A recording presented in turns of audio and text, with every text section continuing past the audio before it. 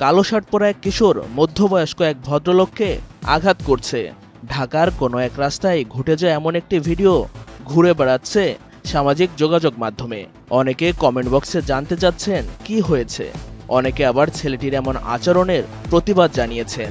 তাকে বিচারের আওতায় আনার আহ্বানও জানিয়েছেন কেউ কেউ। ভিডিওটি শেয়ারকারীদের মধ্যে তানিন হক একজন। তার শেয়ার করা ভিডিওর ক্যাপশন থেকে জানা যায় ঘটনার বিস্তারিত।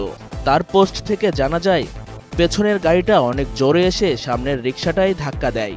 তাতে রিকশার যাত্রী পড়ে গিয়ে শরীরের অনেক জায়গায় কেটে যায়। এতে রিকশার যাত্রী প্রতিবাদ করলে উল্টো ওই প্রাইভেট কারের দুই যাত্রী নেমে এসে রিকশার যাত্রীকে মারধর শুরু করে অশ্রাব্য গালাগালি। মারধরের এক পর্যায়ে ভুক্তভোগী ব্যক্তির চশমা ভেঙে যায়, যে কারণে কিছুই দেখতে পাচ্ছিলেন না তিনি। পরে আহত অবস্থায় হাসপাতালে নেওয়া হলে চোখে 18টি সেলাই পড়ে তার। এদিকে ঘটনার ভিডিও ছড়িয়ে পড়ে সামাজিক যোগাযোগ মাধ্যমে। সেই ভিডিও দেখেই কিছু যুবক হামলাকারী ওই কিশোরকে শনাক্ত করে ও মারধর করে। এখন প্রশ্ন হলো, এসব কি হচ্ছে ঢাকায়? মবের মুল্লুক রাজধানী ঢাকা।